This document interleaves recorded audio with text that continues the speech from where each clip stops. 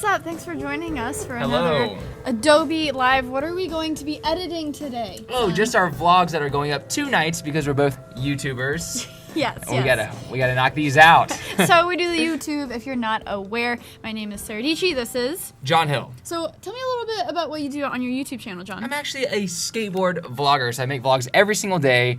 About 10-minute edits or so, just sort of artsiness, travel, hanging out, just really, really fun times, really silly sometimes, and then a lot of skateboarding. Yes, you're based in LA. I am. I am based in New York City, so I do a lot of vlogs, travel, creative content. So I post every night, Monday through Friday, and you do it every single day. So it's a constant filming and editing and doing all of things. So we are going to jump into some edits that we're actually posting tonight. So you guys get to see behind the scenes of what's going to be live tonight. So you can go and watch our videos tonight and be like, I was there. I watched them edit that. And we'll explain the whole way, especially for the aspiring YouTubers out there. You can sort of get a... Exactly. Very basic of what to do. So if you guys have any questions at any point, let us know. We are looking at the comments.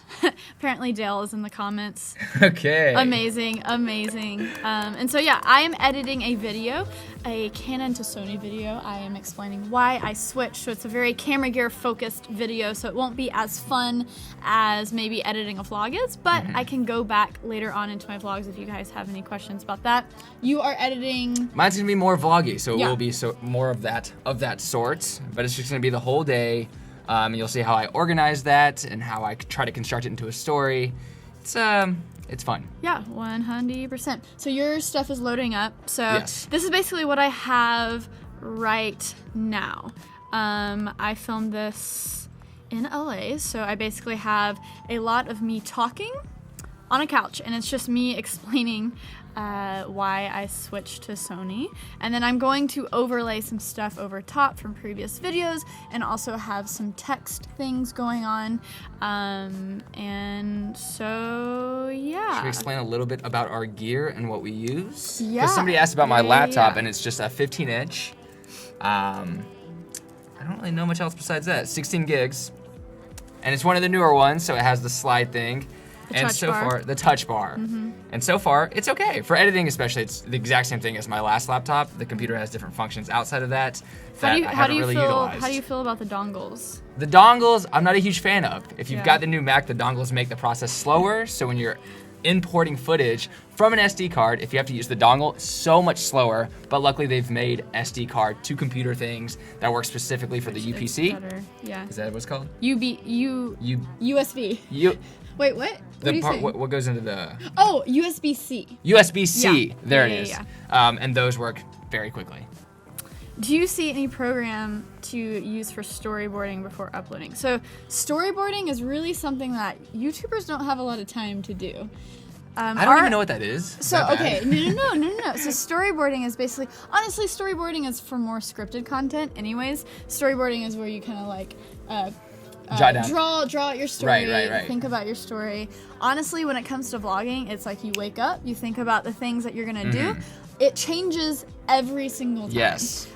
You wake up, you have this perception of what your day is gonna be, but then you actually start living it and things change. So you gotta be flexible. Be flexible. But for me, SD to computer. Yo boy, 2017. I do try to, I try to have a theme throughout the day for my vlogs, because if you're doing them every single day, you have to have some structure. So with me, I have an idea of how I want the vlog to look. If I want to start off with maybe a funny saying and then have an artsy montage, some skating. But like she said, it changes throughout the days. Then tomorrow I can start off filming something artsy, and then a huge wrench could be thrown in my plan. My car could explode, and the vlog, it's all about my car exploding, because that's very interesting.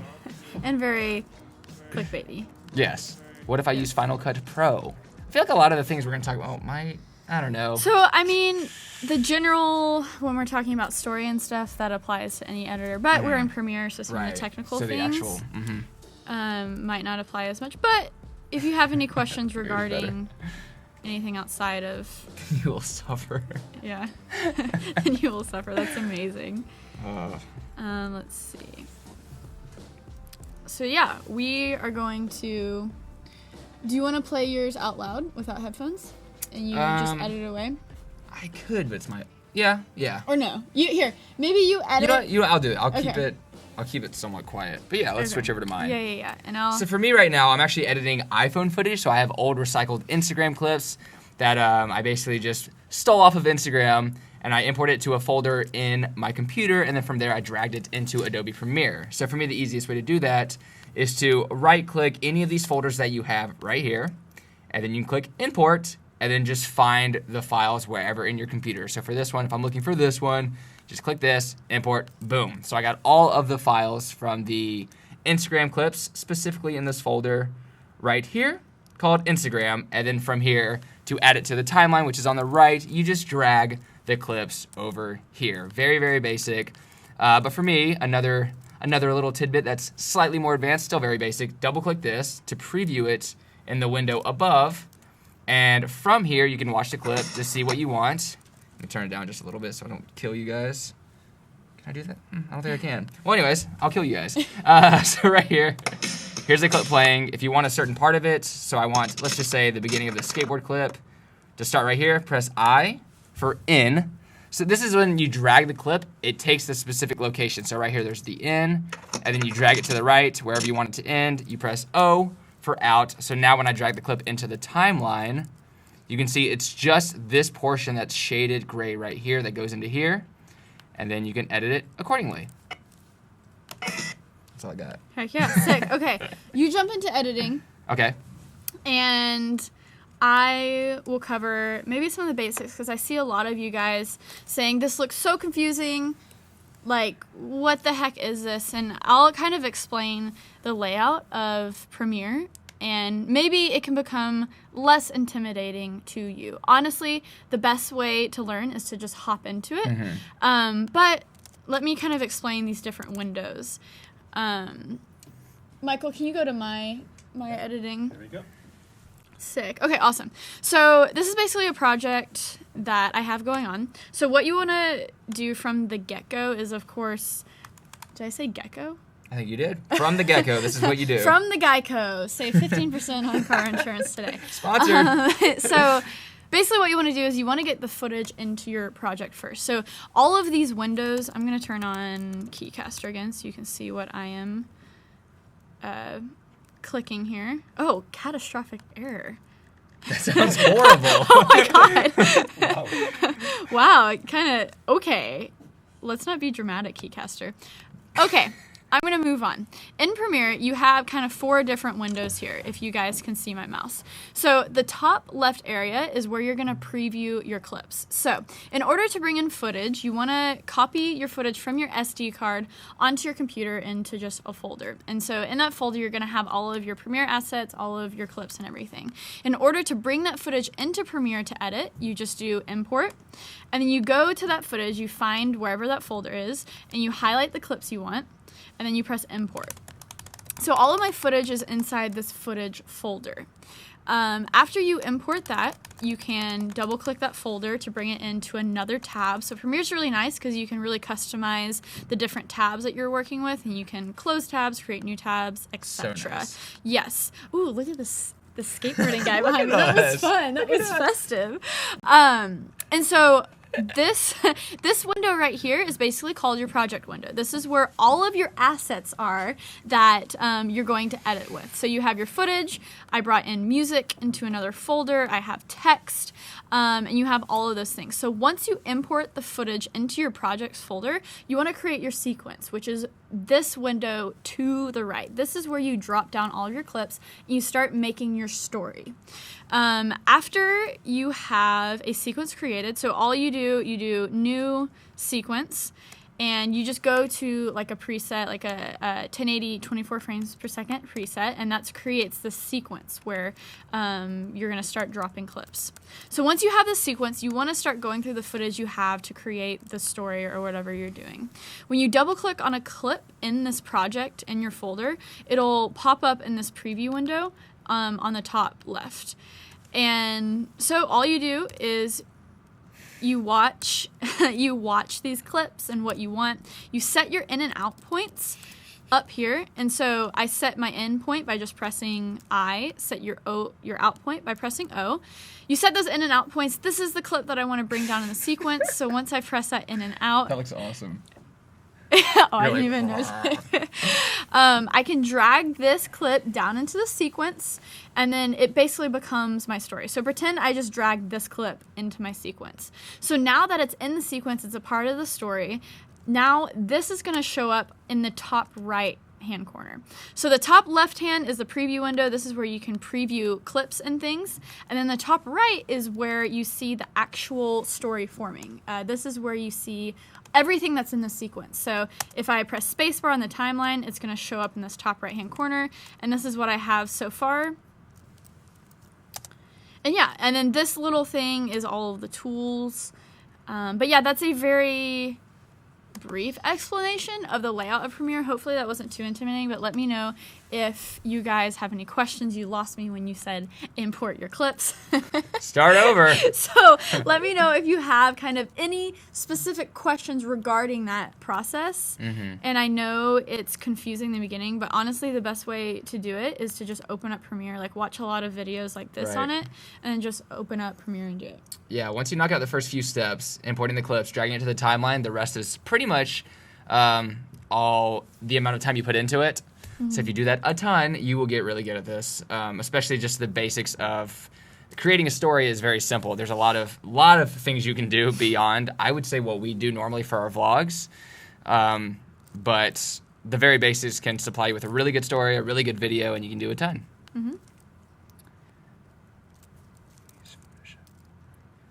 We used Photoshop before, and this looks easier. Well, Photoshop is a why can't I think of words? Photo editing. Yeah, photo editing. And then Premiere edits videos. We got the Hill fams. Hill fam. I know the Hill fam is representing. Yeah, they're killing it. Where's the Peachy fam at? Well, probably because I got on Snapchat 100 times and said, yo, come over here and send me some out-of-the-park questions super easy that I can answer. Maybe I should get some Peachy fam in here. I should Instagram there you story go. about it.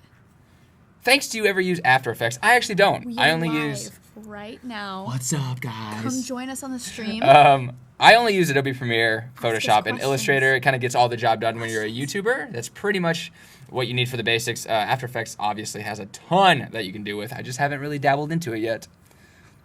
What's your workflow for using text? Hi, Sarah and John. What's your workflow for editing and using text in videos? Do you want to explain just how to use text? It's pretty simple. Yeah. Or do you want to switch to my computer so I can explain text a little bit?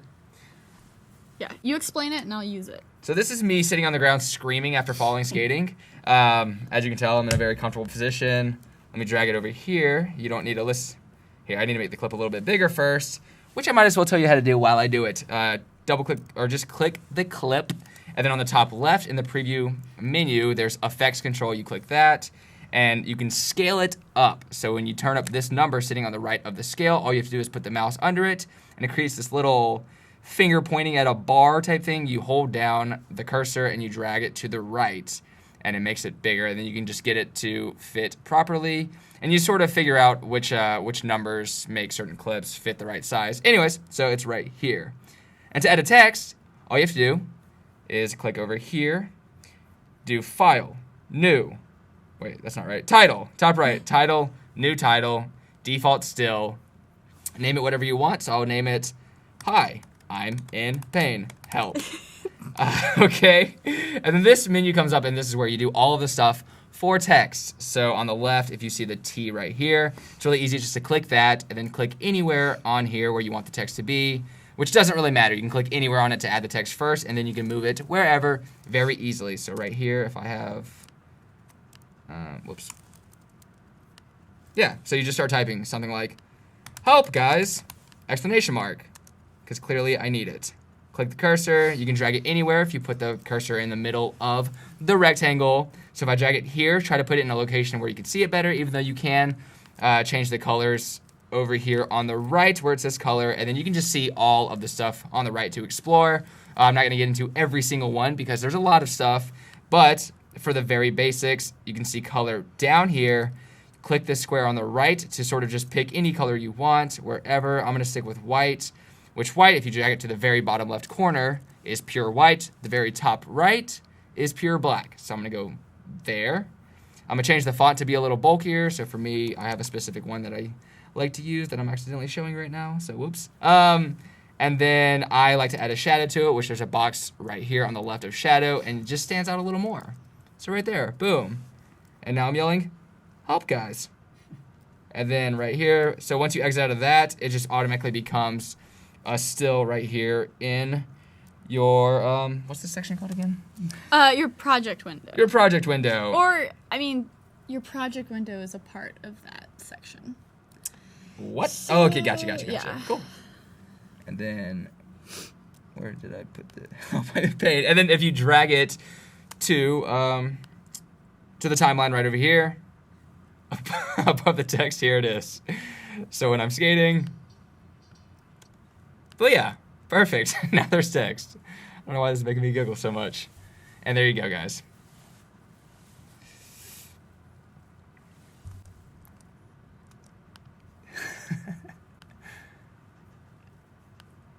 Can you or do you ever import fonts into Adobe Premiere? Any font that's on your computer is immediately going to be in that title section. If it's in font book. Right. Sarah, I just adds you on Snap. Thanks. You got the ads. Yeah. I say, you think you can do a good edit sesh? Because I know you have some editing. I do. Are you about to explain something? Yeah. I mean, I think we can both just like hardcore edit for 10 minutes, and if people have questions afterwards. Cool. Yeah, do your thing. Actually, I have a very easy section to edit right now. So. Okay, cool. I'll edit. Do you want headphones or no? I can explain. You know what? I can just explain the audio a little bit with my computer. How about that? The editing. Cool. Here's me. Okay, I'm gonna unplug this so you can hear a little bit of the audio. If it's too loud, you'll find out immediately. You can turn on your computer. So right here, you can hear that the music has certain parts of it that have beats. This is how I edit action sports, aka skateboarding. And in the song itself, there are definitely dominant beats throughout the bass. So you can hear it's like, so you kind of have to, understand music to a very minimal extent. But for clips like skateboarding, you want the action, you want the landing or the pop or something to be right where the bass is or right on a beat. And usually people don't even notice when that's happening, but yeah, you should definitely keep that in mind because people definitely notice if you're not doing it. So for here, if this clip, if I want it to end, let's find it. Gosh, there's a lot of noise. There's a lot of noise happening. I'm sorry, this clip is very loud. Let me just turn it down right here. Okay. Okay, so making this clip a little bit shorter from the start to the finish. Okay, here we go. So this is me doing this trick. And then right when I land, it obviously makes a noise when my board hits the ground. You want that to sync up with the bass. So for me, you can hear it. If you go frame by frame, you hit left to go left and right to go right on the actual, with the arrows. And you can just listen frame by frame. So going left, that's what it sounds like. And you can sort of hear distinctions in the audio from there on the clip and in the song itself. So for me, in the song, if there's a bass part, so right there, the music hits, or the instruments come in, I don't know what you just go, and you can hear the change in the music right here, where it all sounds the same. And then right there, there's a change. And that's what I do. She does something differently to where she can just visualize it and sort of cut in the right place. But for me... I just look at the waveforms. The waveforms. You can see the waveforms under here. And as you can see, the waveform actually extends a little more when there's more sound, usually when the bass hits, or there's a part of the song that drops. Because you can turn off audio scrubbing. And is that what that's audio scrubbing is what you can hear right now. When you drag when you do this and you're dragging along clips, audio scrubbing is you can hear the audio as you're scrubbing. So that helps some people because as you're scrubbing, you can tell when like beats drop or stuff or kind of what's happening with the audio. That slightly annoys me. So I have audio scrubbing turned off. So when I do this, I hear nothing. So I pay attention more to the actual waveforms on the audio, but it's just preference. Like not one way is right or wrong. Right. So with me, it's fully audio because it just makes me feel more comfortable to hear the beats hit at the right time. So when I skip through here, and the beat cuts in right here, I want to make sure that when I land the trick, it's exactly right there where you can hear the music come in. So then I drag the clip over here, and at first I just try to sync it up to where it fits properly. So you can see I'm sort of hitting the ground right here where the beat hits, but you can hear the audio. This is so weird for me, but this is where you can hear the audio of my board hit, And then the next frame is when you hear the audio of the bass kick in. So I need my clip to be one frame ahead on the timeline. So I just go to the very beginning of the clip. I go one frame to the right, and then I drag the whole clip to the right one frame. And then when I play the clip, I should land perfectly on the beat, which it does. So that's it for me. And she does all this visually. Because you're a ninja. Oh, thanks. Yeah. You're a ninja, too. Yep. Yeah. Swag.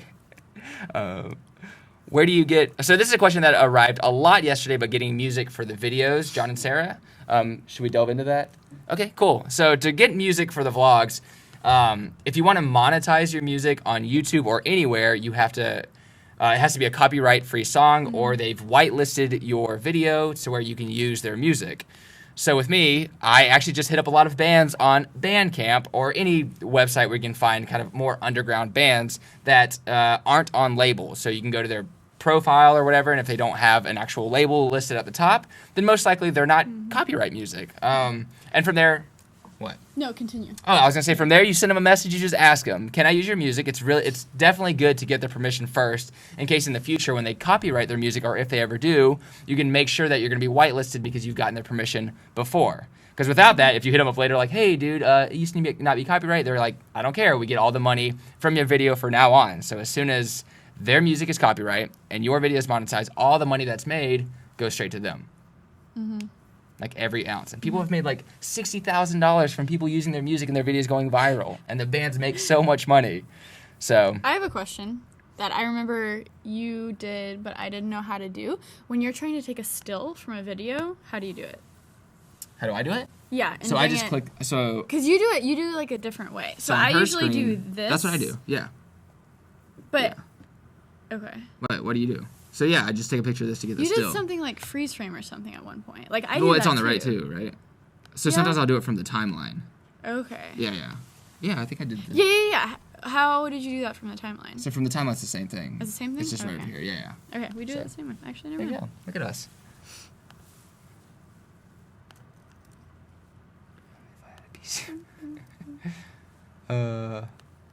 That song had no beats whatsoever. Yeah, you have to think about music in like the 4/4 type thing, where it's like do like 1, 2, 3, 4. That's what I was saying. Like knowing a little bit about music helps with finding where it makes sense for the beats to hit. It's weird, but yeah.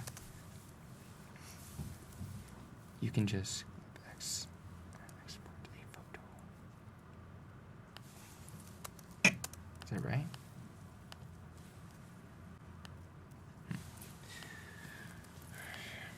Do you ever have to share monetization with musicians? If it's copyright free, you don't technically have to, but it's nice to. It's nice to just tell them, hey, I made this much money, here's a little bit for letting me use your song. But for what we do daily vlogs. The exposure is sort of all we can offer because we're on such a time crunch. So all the bands who hit us up and we talk to, we just make sure that we can use their music and point blank. Mm-hmm. And be like, here, we'll shout you out, we'll put your names in the credits, but that's kind of all we can do. What transitions are too overused? It depends what feel you want for your video itself. So for what we do, for me, it makes sense not to really have transitions ever. I think the one that's used the most is something like cross dissolve, where the clips sort of fade into each other, and that can look good in a lot of ways. But the sudden change for me and the quick change, I like. Do you guys color grade in Premiere? If so, how? Should I just explain that a little bit? Color grade? Yeah. Now the time? Totally. I'm just going to keep talking, man. You're just crushing it. Well, color grading is, we both do it a little differently. I use the presets that are already in Adobe. So for me, I use an adjustment layer. It makes it a little easier, and I can show you how to do that. You know what? Right now. Do it. Here's my timeline. Actually, you know what? I'm going to go to clips that are a little more in tune. So with me, all the old camera phone footage, doesn't really sync up with each other, so I'll just go through my timeline here. Okay, here's me talking. Yay! Talking about, hold on, let me go a little earlier. So, yeah, here's Sarah and I hanging out in the car. Every facial expression I have is insane, and I'm sorry about that. So, all right, Sarah and I hanging out. Color grading. So as you can tell, the colors they don't really exist for this clip at all. So from here, you click over here, in what's it called again? This section? Like your project window. Your project window. Yeah. You click in the project window. Make sure you click in there first. Go to File, New, Adjustment Layer. And the adjustment layer is what I add all the effects to. And then I'll show you. Here you go. Okay, here's the adjustment layer. Then I drag it into the folder that I need it for. So Vlog 63. Definitely not just my 63rd vlog. I just name them kind of out of control. So find the adjustment layer right here. And then you drag it above all the clips in the timeline. So for all the V, which is video, and then A, which is audio, you want to make sure that the adjustment layer sort of lingers above everything, at least for now, and then you'll figure out if you want a title to be pure white. If the colors are changed, you'll put that title above the adjustment layer so that it's not affected. So anything at the top, so V4 will dominate over any of the videos under it. So if you put a video on top, it'll show in front of every video, the higher the number. So put the adjustment layer near the top right here, and I'm gonna drag it over. Oh, and to drag it, I'll just show you real quick. If you have the cursor selected, you go to the right of the clip, and then you can see this little red bar pop up. Hold down the cursor, and then drag it to the right. So I'm gonna drag it over, let's just say over all this area right here, since I'm just showing you over this area. And for me, I click the adjustment layer. I go to Effects. I go to, I just type in Lumetri. And then I scroll all the way down to where you can just see right here, Lumetri color. And then you click that, hold it down, drag it over here to the adjustment layer. And then from here, you can see all this stuff pop up right here on the effects for the adjustment layer. So if you don't see the effects right here, basically you just make sure you click the adjustment layer. And right here on the top left, you go to effects. And as long as this is selected, then this right here will be the effects for the adjustment layer. And then from here, I use the basic correction, the curves, and the creative the most. So I kind of just knock down these windows. And as you can see, there's a lot more that pops up. It gets a little overwhelming, but don't think about that for now. You know what? I'm going to make this a little less whelming by deselecting the basic. All right, here we go. Creative. Click that. Everything scrolls down. And then on here, you see the look. For the look, it's really easy just to click this and then use the presets. So when I click this, you can see a definite change on the top right video. Let's just click this right here. Boom. And it adds a whole new effect that I think actually looks great, like kind of the way it is. But just for the sake of it, I will click some more just so you can kind of get an idea. So lots of changes, lots of different effects to give it old film looks, to give it this cool blue look. What? Okay, it's clean Kodak. So let's just stick with this. Look at the facial expression I got you on right now. Yes. Yes. And then right here, you can see that the everything's changing. And then this is the thing that kind of sucks, is you have to adjust it accordingly to the clip itself. So if you have a clip that's blown out, the adjustment layer won't look the same on that clip. It doesn't change the actual clip itself. It's just sort of a protective covering over all the clips. So from here, if I think that the colors are still a little too bland, you can go to basic correction and change things accordingly. And this is where I think it's important to look up tutorials on how to edit, how to adjust clips, and just look up all the basics on what effects make things look a certain way, which I feel like a lot of people nowadays with Instagram and seeing the basic color corrections have an idea of. So for exposure, you can just completely blow out a clip, you can make it too dark, and then you can kind of adjust it accordingly. So for me, I think the exposure was perfectly fine the way it was. And then you have to learn from there. So I'm not going to go super into detail about that, but I would look up tutorials on basic color correction to figure out what each of these little things do.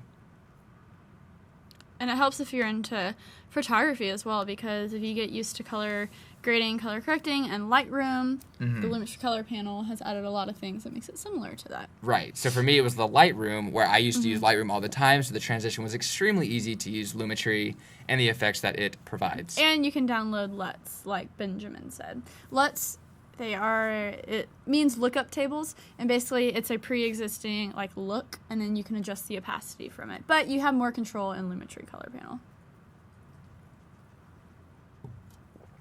Here we go. John, what was it like comparing your editing style to Sara's for the first time? Did you guys share productivity tips? LMAO, keep killing it, fam. Well, thank you. Fatune? It's like fortune without the R. Photune. Photune. Yeah, we have decently different editing styles. She's very good with shortcuts.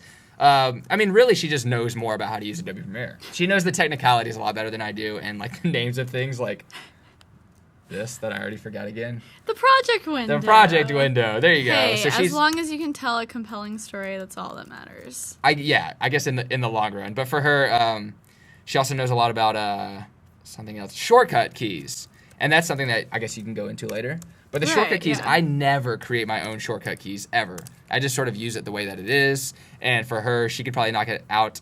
If we edited the same edit, she would get done a little bit faster than me because she has shortcut keys.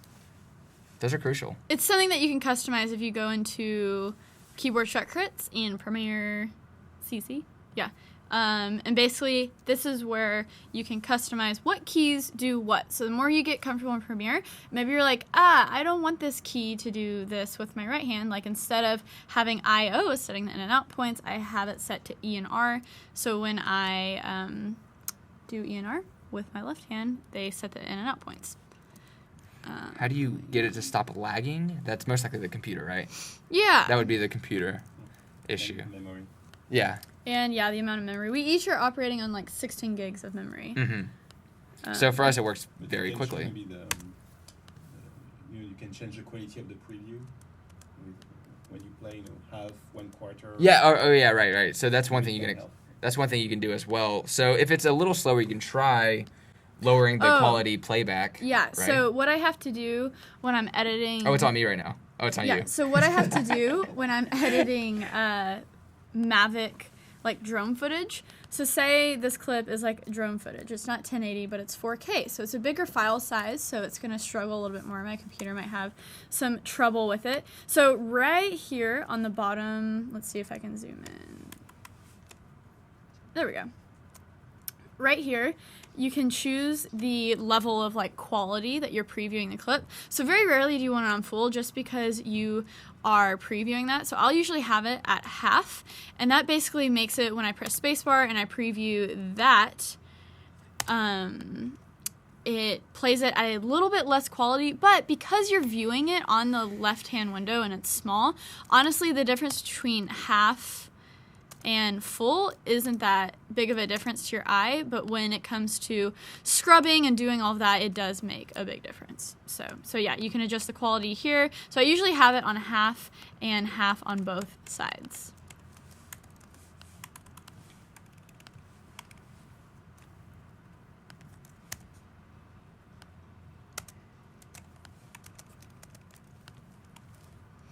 So we're just editing tonight's our videos for tonight that are going up. Yeah, Sarah's is actually going live, or supposed to go live, maybe a little bit late, right when this ends. So at 5 p.m. Yeah. I'm stuck.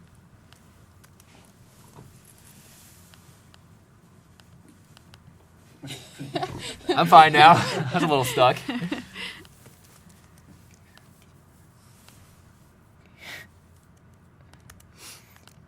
How do you solve shakiness in vlogs? If it's subtle shake, warp stabilization, Yes. but warp stabilization works the best with footage that's maybe kind of uneasy when it's on a tripod or a monopod, so it right. already has that basis of smoothness, but you just need to tweak it a little bit. But if it's super shaky, it's not going to fix like walking footage or Right. Yeah, you just have to get like Sony cameras have great image stabilization within the body, and so that helps a ton. And then the wider your lenses, the less shake you're gonna get as well.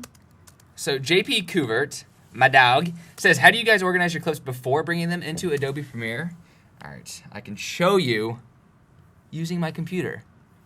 Using your computer? Yeah, isn't that crazy? Wow. So for me, okay, I'm going to go through really quickly the very, very basic of how to get a clip onto your computer. If you use some kind of SD card to whatever drive you have, I have the USB-C, so I have a SD card to USB-C.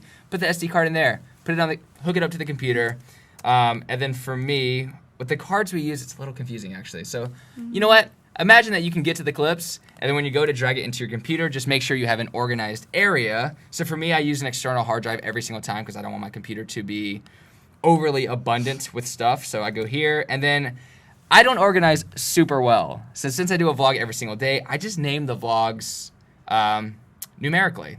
So this one, if it's vlog 64, which I've started over about 10 times, so it's actually like vlog 600 or so. And then I have old hard drives that I sort of put to the side, and then I start over.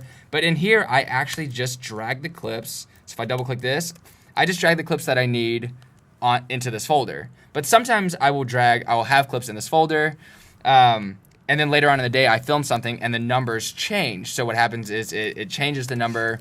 And as you put it into the folder, it disorganizes. So if you try to organize it by name, it'll be somewhere completely random. And in this case, for me, it's really easy to click this little button right here that I don't know what it's called. Perform task with this. Yeah, there you go. Click that. New folder. And then if it's maybe the last half of the day, I literally just put end of the day. And the rest of the clips that you get throughout the day, those will be organized. Those will be numerical. You just drag all those into this and drag. And then from here, I always make sure, instead of like selecting all of this, you can select all of this and just drag it straight into the project window right here. But what I do, just in case, I don't know why, I kind of have OCD about this. I right click whatever folder I'm going to drag it to, click import, and then I find the files themselves. So then from here, I can just, booyah, and I'm not going to drag it in because I already have it in there. So cancel. And that's all you do. I always end with that for some reason. Yeah. Closing out. So if you guys wanted to find something specific, what would you do? For me, I cry. That's basically it. Something that is helpful is organizing by date. And I am going to explain that right after I finish this title sequence. You're fine. Do that. And in the meanwhile, I can explain sort of what I do. This makes it a little... this is slightly better than what I already do, but I basically just go to the Finder window itself. If I'm going back to really, really old vlogs, I'm most likely not going to be able to find the footage. That's just the truth. I'm going to have to do some deductive reasoning and see what vlog goes before a certain vlog. I can go back a little bit. Thank you. Deductive reasoning. Yeah, but to look within a folder, if you just click this top left icon that you can sort of see on the top right of this, show items as icons instead of a list, you can sort of just see the thumbnail themselves right here, and then hopefully that gives you a better idea. But besides that, it's not a very organized version, especially how fast we crank these out. If I had more time, I would definitely name each clip individually. I'm going to say something about that really soon. Are you going to make fun of my process? No. No. I'm going to answer here. Let's see. Okay. So a good app. Ooh, that's an attractive face. How do you... Okay, I got a question to answer after that. You what? I said I got a question to answer after that. Okay. So a good app to download is called... Oh, is it not an app? Hold on. A great app to download is called Rename. Ooh, I do have it. Okay. So... Stand by, guys. Stand by. And then meanwhile, should I sing a song? Yep, sing us a song. JK, I would never. JK Rowling? Yes.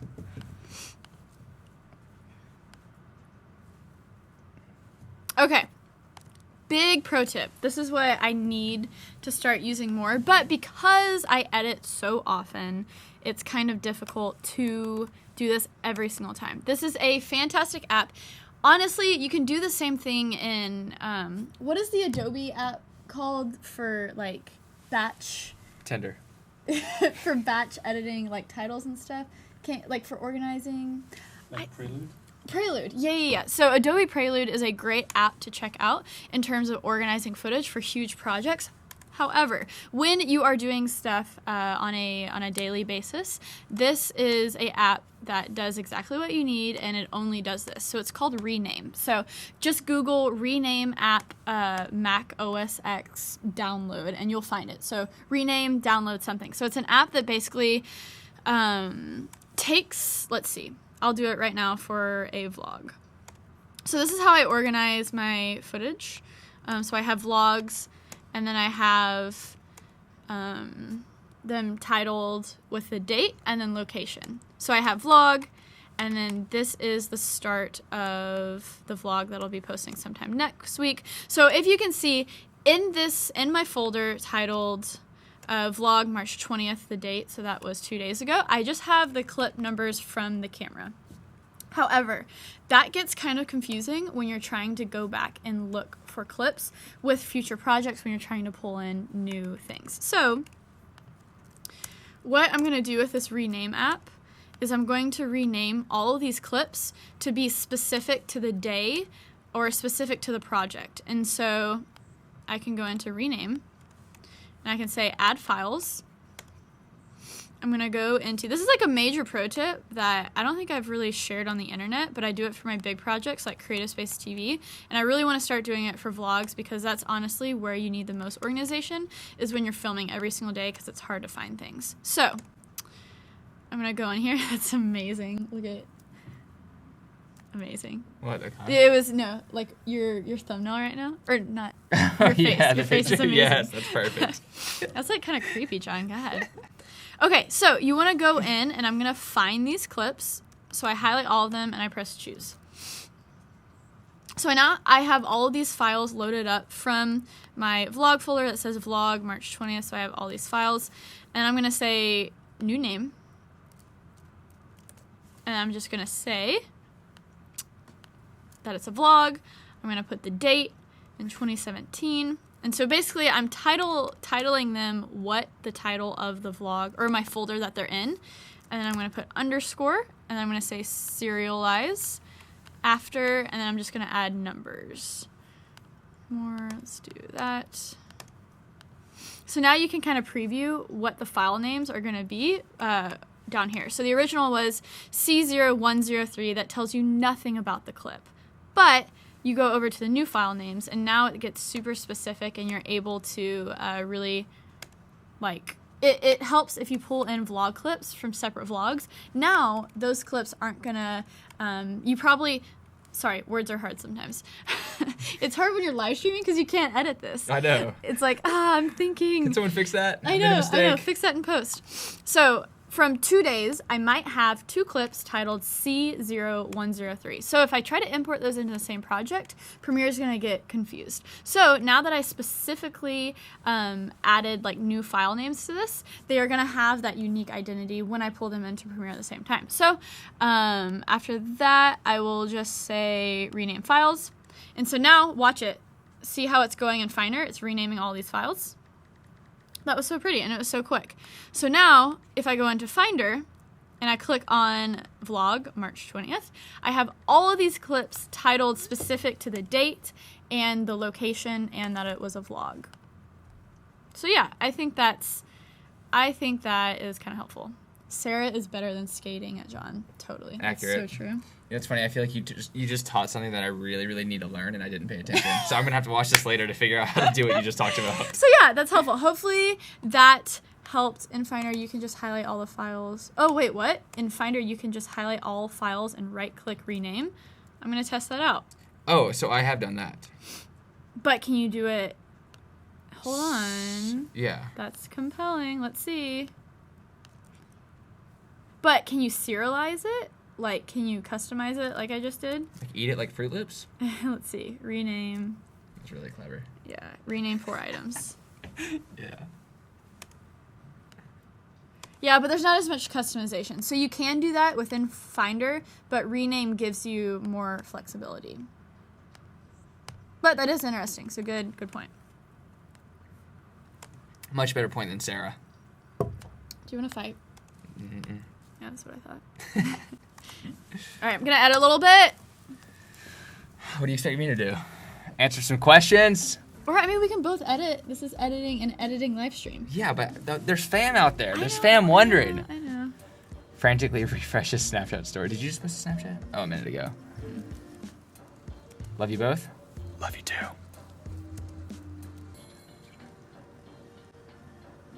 How do you guys fit project window, preview window, timeline, etc. on your laptop screen? I think the window that it comes with is a pretty good window. It comes like pretty much split in exactly 4s. I don't do any adjustment to mine really. And Sara, as you can see in Sara's screen right now, she has the bottom 2 squares a little higher than I would, but really, I mean, the 4 corners are, yeah, it's enough.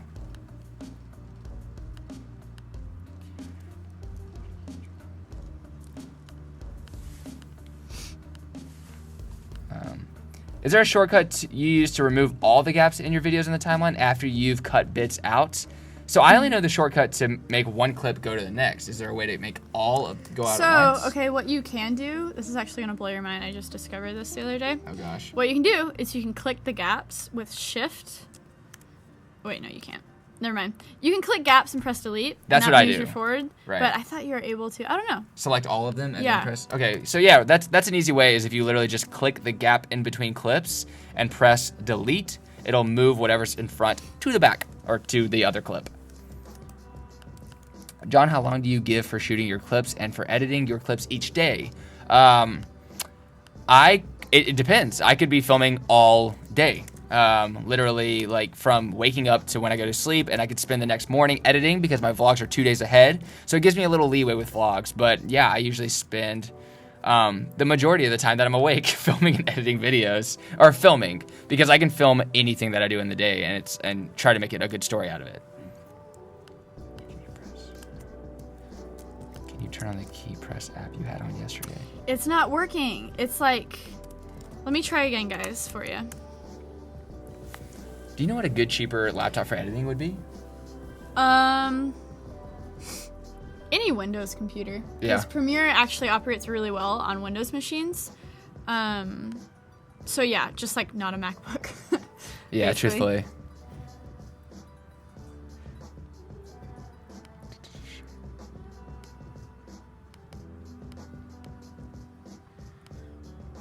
So there's some repeat questions. Anybody asking about music in the vlogs, you can go back earlier in this video or click the video that we posted yesterday, or that, I don't know, the video we did yesterday. I don't know when it's going to go up.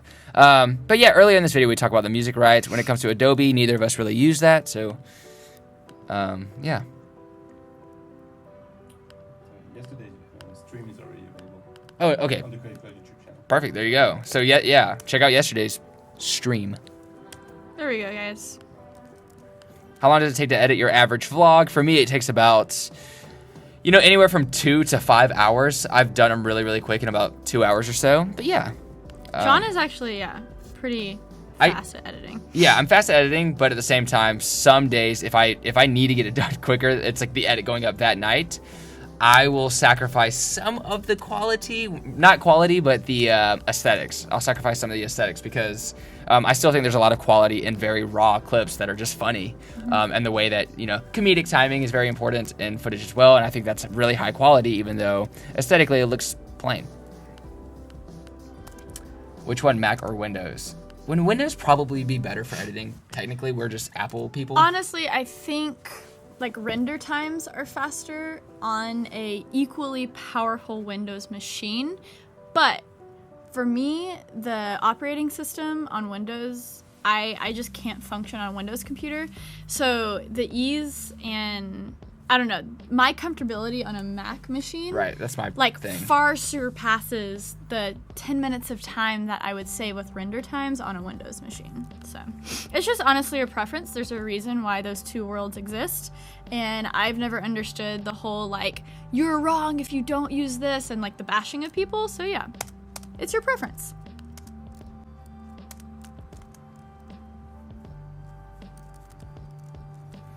Somebody said Windows are all right if you get SSD. SSD. Yep. We operate on SSDs, solid state drives. How many gigs do you have on your SSD? Is it a terabyte? If it's a terabyte, I have no idea. you should. What's SSD? So a solid state drive versus like a hard drive. Oh, yeah.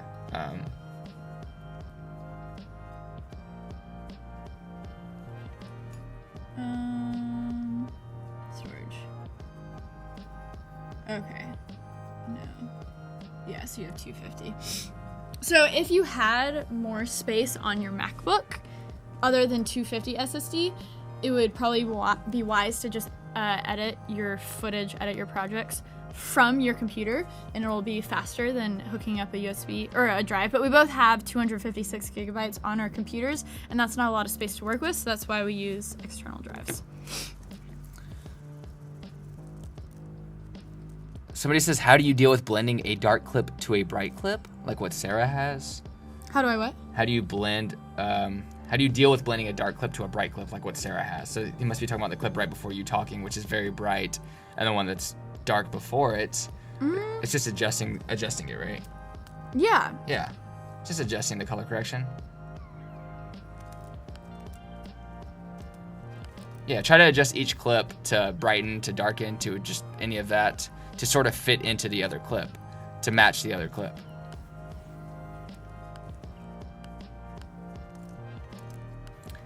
Is there any way to show audio waves on the preview source window? Actually, yeah. So if you double click, wait, am I wrong?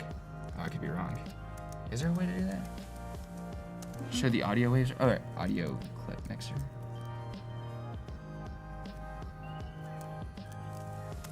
I don't know. What was the question? Is there a way to see your audio waves in the preview? In the preview? Preview an audio file. You can do. I'm kind of confused by that question. You can click that. Yeah, there you go. Cool. Yeah. Which was what? Just the audio, but then that means you're only dragging the audio if you drag it like that. Like if you set your in and out points, then you're only dragging the audio down, not video. So it just depends. There you go.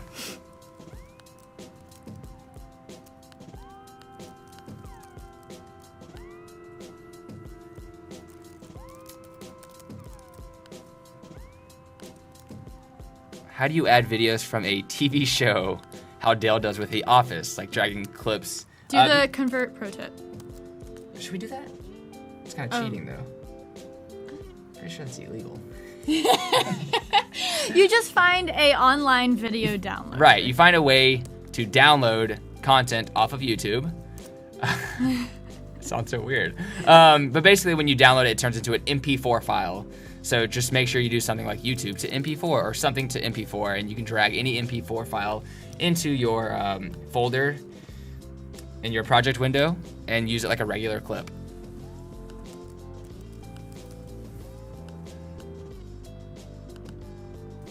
How do you pan time lapses and other clips? Went through that yesterday, but I guess we could do it again. Or should we just say click yesterday's video? Yesterday we did. We went into pretty deep detail about that. So click the video that's probably linked in the description or something. You should. There you go. It's linked in the description below. If you check out that video, we go into crazy detail about it. I think you should just start editing and see if people have questions as to what you're doing. Yeah. Yeah, just get some editing. Smirking at me. We just, you know. Okay, I'm down. Get some work done, and they can ask, so do you want to show some questions? I guess show my window, and I'll just go ham editing? Yeah, Cool. we're just gonna edit. Let's Cool. just edit for a little bit. And you guys can. Do you have any questions? Holler. We'll look up from time to time. Michael will switch back and forth. Oh, actually, I have a little effect Share that I it. can. Huh? I have a little Do it. effect that I can talk about right now. So this is a file that I pulled from Instagram, and I need to use it in my.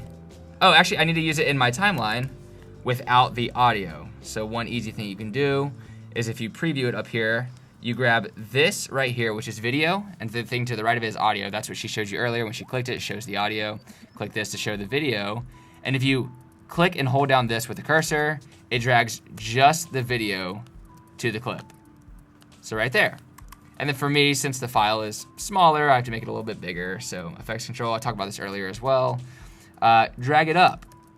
And actually, I can make this just, you know what? I can make this a solid clip. The thing I was gonna explain was cropping a little bit. So for clips, I might as well just explain it a little bit. If I wanted to crop out the white above and below this clip, there's an easy effect for that where you literally go to effects, just type in crop, drag it onto the specified clip, this one right here, and then it becomes one of the effects. So if you click the clip right here, on the top right here, this is what the file is actually called right here, which is very disorganized. But to the right of that is effects control. And you can sort of, actually right here, crops. And then you turn up the top, the bottom, any adjusting right here you need to do to get rid of part of the clip itself, because this is what it gets rid of. The top, if I were to drag it a little bit, as you can tell, it gets rid of the white, the more it goes. So for me, if I wanted to get it right here, and the bottom here, then that is how you crop. But I actually don't need to do that because I can just stretch the clip big enough to where it immediately crops it out itself. And then from there, I do skate tricks.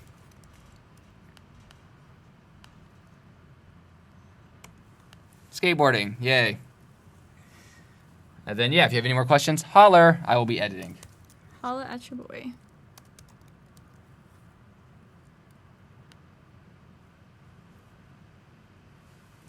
Why Premiere and not Final Cut? I think there's a lot of differences really, but for me, buying the whole Adobe Cloud suites was very important because you design and stuff. Right, because I like to design as well. I like to edit photos. There's so many different apps that they have under the same cloud, and you can just use all of them. So that was really helpful for me. You have the flexibility of that suite, Right. so they all work brilliantly together. Right. Photoshop works great within Premiere. You can use Dynamic Link to like do all that stuff. But Yes, yeah, yes. and honestly, it's back to the Mac versus PC thing. I can go blue in the face talking about why I like Premiere better than Final Cut.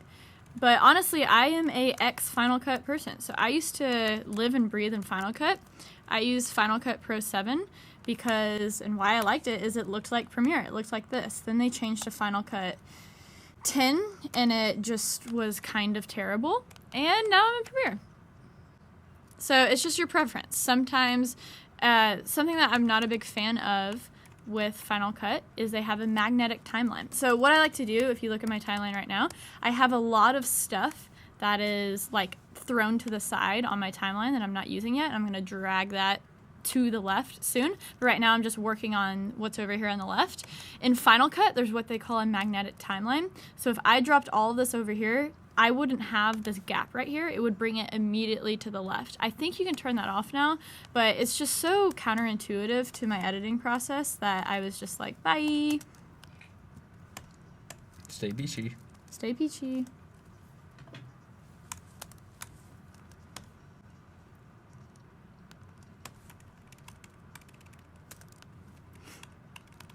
What?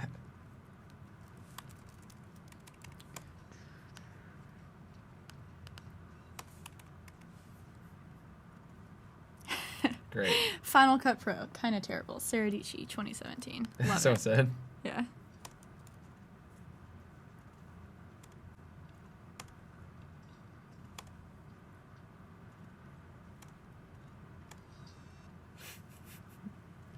God.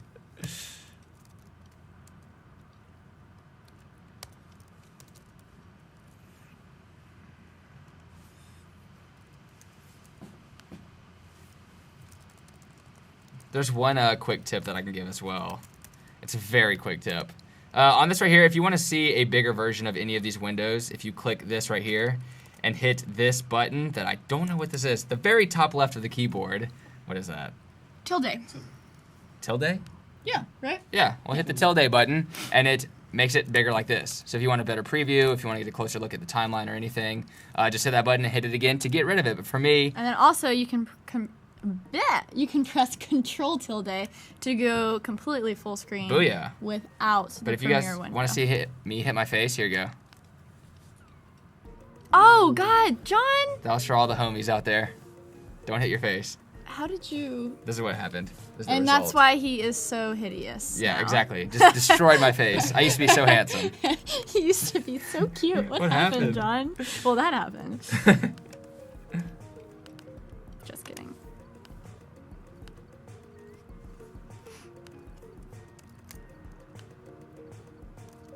This clip is cut so weird. Sorry, I keep showing it. I'm editing it, so it's like one part of the editing process. You watch the same clips, you listen to the same part of the song over and over and over. So, by the way, a professional tip like crazy is if you're editing a video, try not to use a song that you love listening to because it will probably get really old really fast.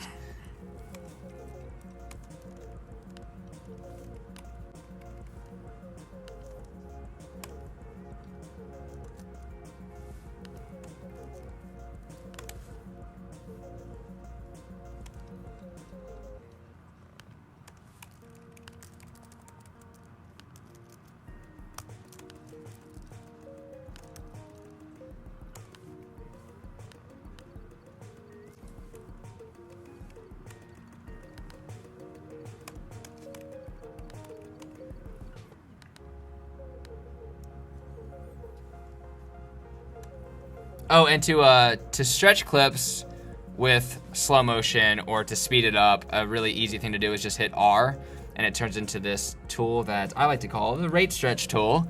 And you hold it at the end of any clip. So for this, if I were to drag it to the specified location, which is this blue bar right here, if I want to stretch it all the way over here, the contents within the clip are exactly the same, but it slows the clip down to fit in the space. So if I drag it over here, as you can see, the clip slows down, but if I go the other direction, the speed goes extremely fast, like that.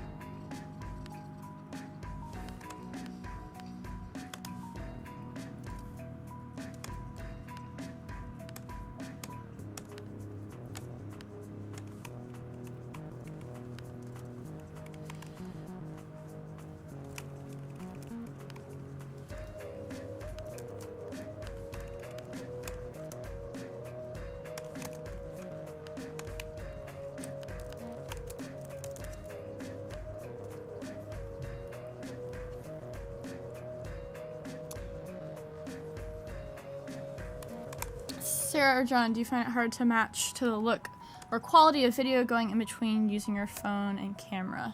Honestly, I do a lot of switching up in between my Sony a7S and my phone and my point and shoot. And honestly, I think that is why it's helpful to kind of have a grip on color grading, because you can make them look similar even though the quality isn't the same.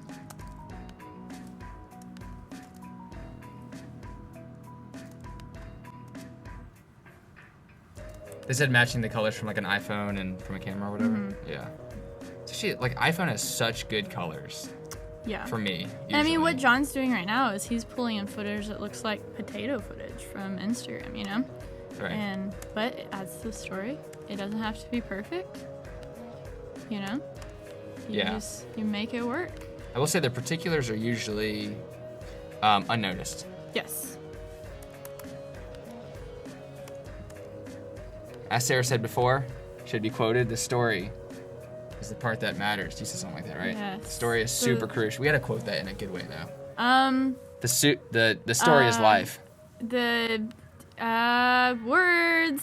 Let's see. How about the story is what matters? No. You figured it out. Good job. One thing, that was a really good high five.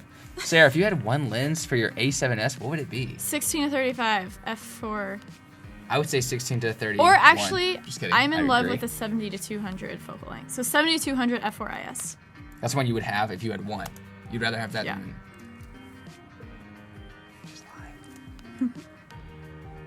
What's a good vlogging camera for $100 max? I have no idea. I'm not really sure. An iPhone does really well. It's definitely not $100. But if you have a phone that films, just use that. Yeah, all the phones nowadays have such good quality video, so. How do you slow down speed of clips gradually on a gradient? Do you know how to do that?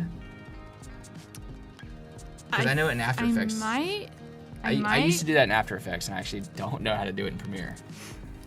Yeah, if I like, maybe.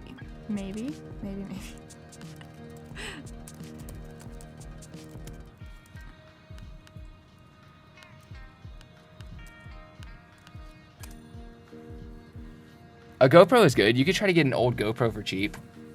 Go on eBay, get a GoPro, tell a good story. How do I make my camera footage look better? Oh, it's such a vague question. There's so many different things you can do to make footage look better. What are you shooting on, dude? What? I'm wondering what that guy is shooting on. Yeah, I guess it depends on what you're shooting on. But I mean, you can adjust the effects. You can color correct it. You can do a lot of things. You can make it funny. You can have a clip and just throw in effects and people will laugh, and I think that technically makes it better. Depends what you're trying to do. Canon Rebel T6i, good for vlogging. It's good. It's definitely good enough. For what we do, we've sort of found our specific I guess like niche and what we like to do to sort of put out our stories. But you can use anything, especially a Canon T5i. That's awesome. T6i. And then whatever lens comes with it is fine. You can buy lenses on top of that. That looks so crisp, so good. Like, I'm honestly a big Sony fan person, but I think Canon is actually easier to learn on. Right. I don't think Sony menus are very friendly in the beginning. I want to learn how to use After Effects. Where do I start? Seriously, I'm sure this YouTube channel has After Effects tutorials as well. There's so many tutorials. On the After Effects page. There you go. On the After Effects page, there's so many tutorials that can help you out. Literally just start watching YouTube videos. And then if you learn just enough to sort of get the image or get the video that you would like to get done, get that done, and then just make a lot of that content, and that'll build you up. You'll figure out how to do it. You'll figure out how to do it consistently and easier. And then when you have other questions, you can just research any of the questions. You can look on YouTube and find any of the answers that you need. It's very simple to learn things nowadays. YouTube, all the education you need. Amen. Drop out of elementary school. Just kidding. Don't do that. But no, YouTube provides all the information. YouTube is life. YouTube is life. Is a fisheye lens the preferred lens for vlogging? So I use a wide angle one. I think a fisheye is more like won't, right? Fisheye is like that skater life. Yeah, fisheye is like skateboarders do tend to use that. But. Yeah, I would definitely recommend a 16 to 35 if you're using a full frame sensor. Right. So yeah, so the difference, the fisheye is super like wide and definitely alters a lot of the footage. If you look at any skateboarding, really, it's like the skateboard YouTube channels, they all use that kind of lens. But I don't. I use a wide angle one, so it doesn't make it as like weird, but it definitely captures a lot of what's going on around you, and I think it's important. And later on, if you don't like some of the outside, you can crop in a little bit. Mm-hmm.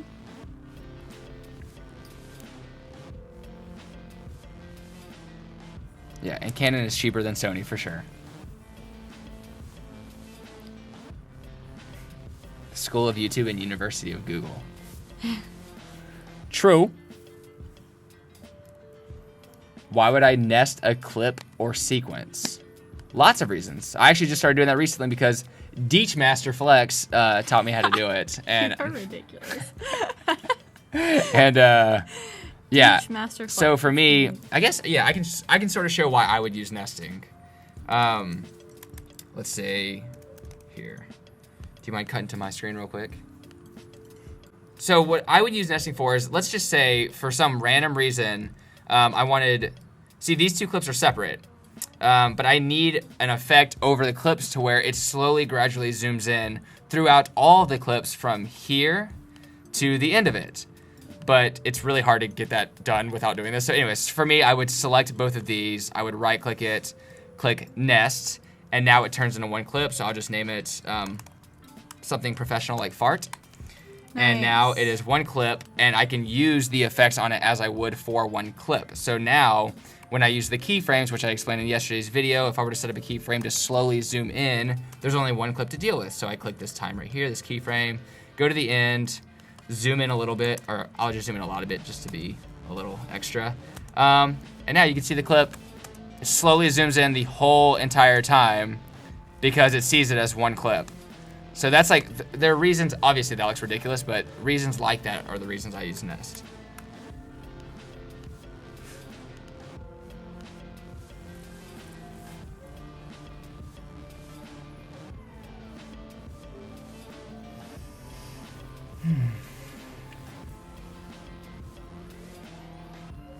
Sarah, do you have a keyboard shortcut preset for people to download? Yes. If you look She already has that, Corey. Go onto YouTube, search my name, Sara Dietschy Premiere Shortcuts. You'll find a video, and it's linked in the top of the description. Just for you guys. I might steal that too. Yeah, boy. Even though I don't want to change it up at this point. Hey, it will help you in the long run. Hey. You know? FD. I'm like looking at what shortcuts or what keys you're using for what. AF. AF.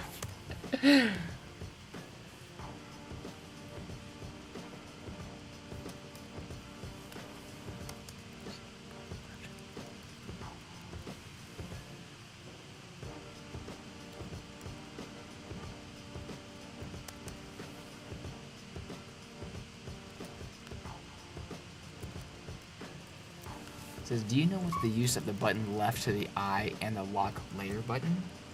The only thing I could think that you're talking about. What button?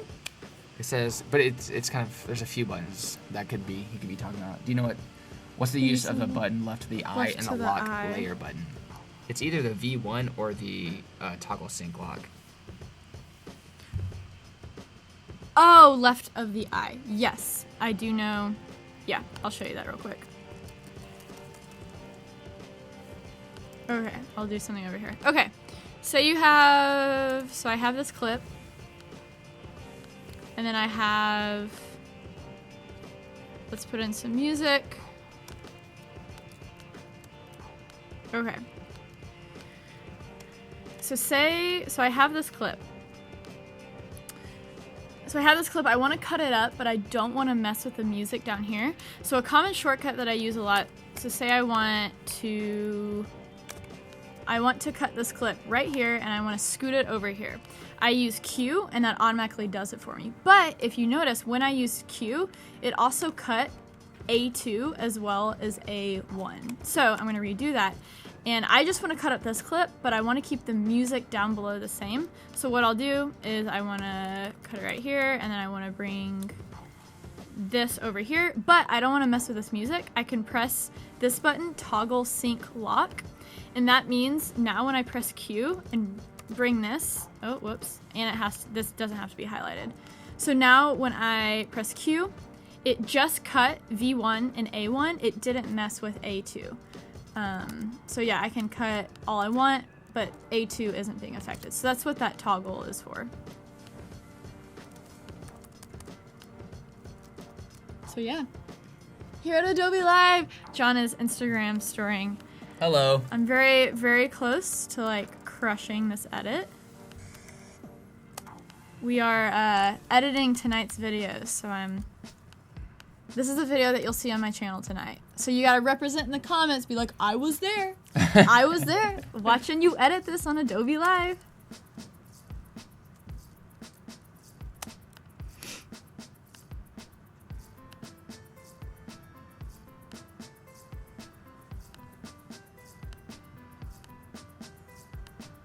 Goodbye, Steve. Thanks for tuning in. Aw, Steve, why are you leaving?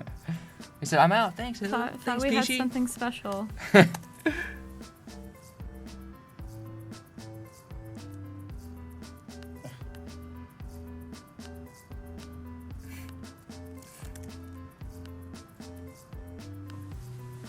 Like so focused on the questions.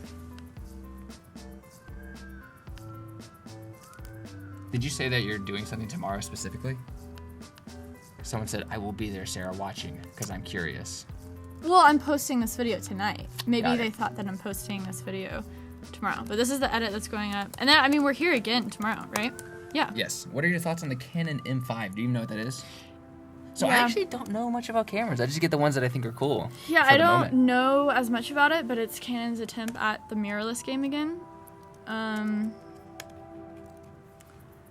Maybe I could like get my hands on it, but I don't know. I'm very Sony life right now.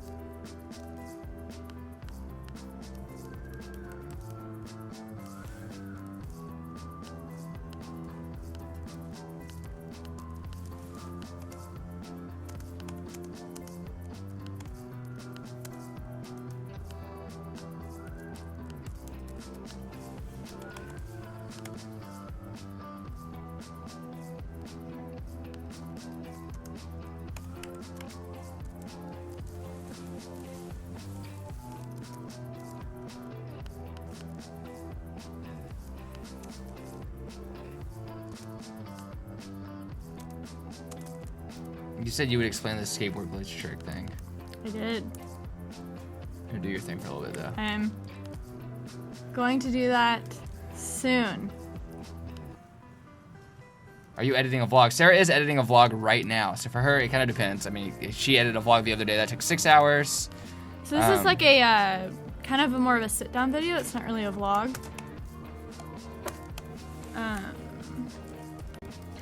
So yeah, there's some kind of like moving parts with this that a vlog wouldn't have. In regards to just bringing in different assets from different things and stuff. Did you say AdSense? I might have.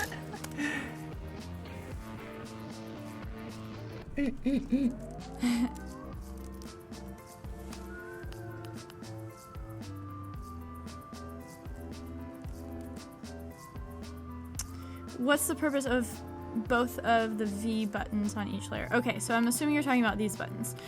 So it has a lot to do with what... Let me explain it in terms of like copying things. So say I have this clip somewhere and I want to copy it. Just what I was actually doing with this text. Here's a good example.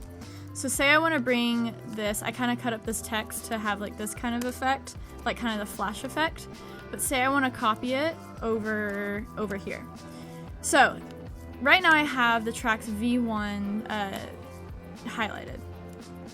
If I just press paste, you see it pastes it on the V1 track, which is not what I want.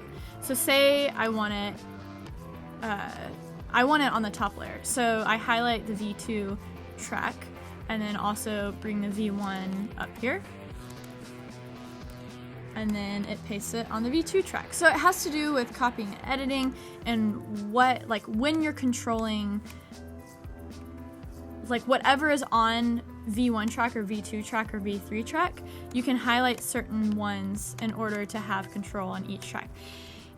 Honestly, you learn as you go because there's so many different uses for it. It's kind of hard to explain one, but that's one of the uses when copying and pasting.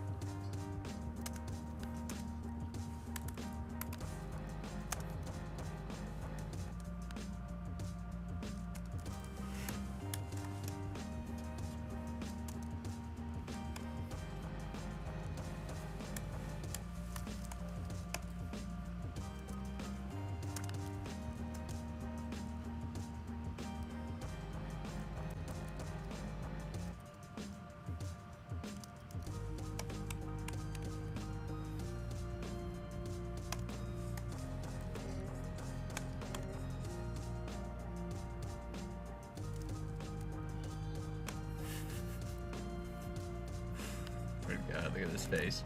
Do it. Look at this face. Oh my gosh. You like that? I like that a lot. Oh my lordy.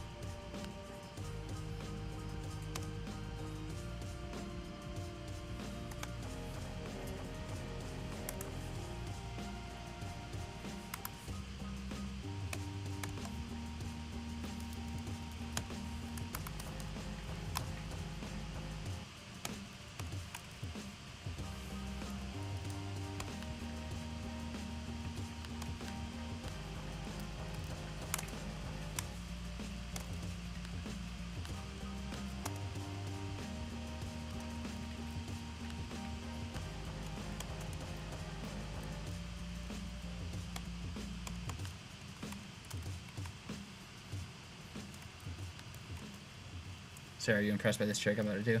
Let me see. Is that you? It was. Dang, dude. Thanks, bro. That's pretty rad. I'm impressed. I'm very Girlfriend impressed. approves. I am like insanely impressed. I feel like you don't do that many rampy things anymore. I never really did them then. I just sort of did it that day because Right. I was bored. Lol. Yeah. Lol. And then it transitions into the footage. Look at the difference between this is the newer footage compared to the footage before. Gosh, so this was like years ago when the iPhone did not look that pretty. Now the iPhone almost meshes well with the footage that I make nowadays. But this is the A7S-R. I said that right? Yep. 2, A7S2. 9, 13. A7S2. There you go.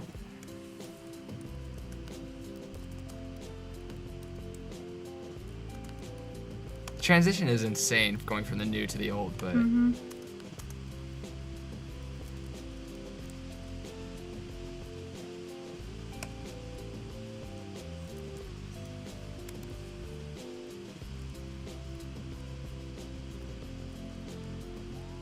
so I basically dragged all the clips that I need to into this timeline, and now it's sort of about watching it and just making sure that it's good. And usually when I go through this process, I add a little bit here and there. So this is when I add the adjustment layer, and I sort of edit the clips and color correct it as much as I can. I don't do the color correction as I go. That's what you do, right? You do color correction. Oh, you don't either. So you do it at the end, Just at okay. the end. And then when you go back to watch over the footage to make sure everything's correct, you can just make sure the colors are correct as well. Those clips.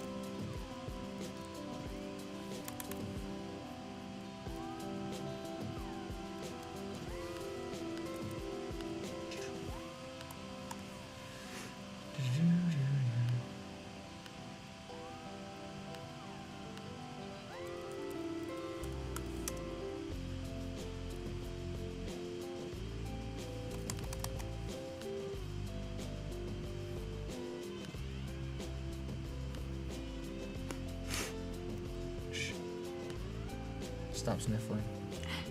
Sniffle, sniffle. It's quite a face I'm making. Yeah.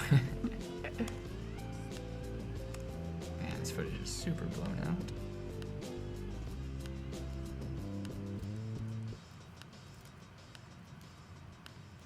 My faces are so much worse than yours. No. My faces are worse than yours.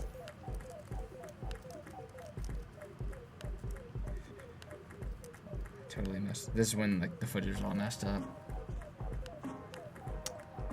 All blown out. Yeah.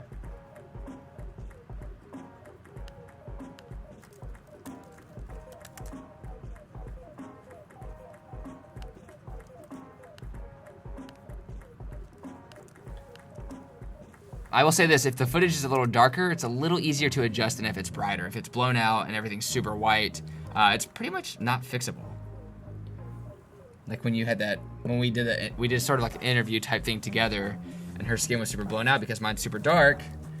Can't really adjust that. It's unfortunate. And as you can tell from my clip here, it's a little overexposed. Just something you're gonna have to deal with sometimes because I set my camera up incorrectly. So aim for underexposed if you're gonna aim for incorrection.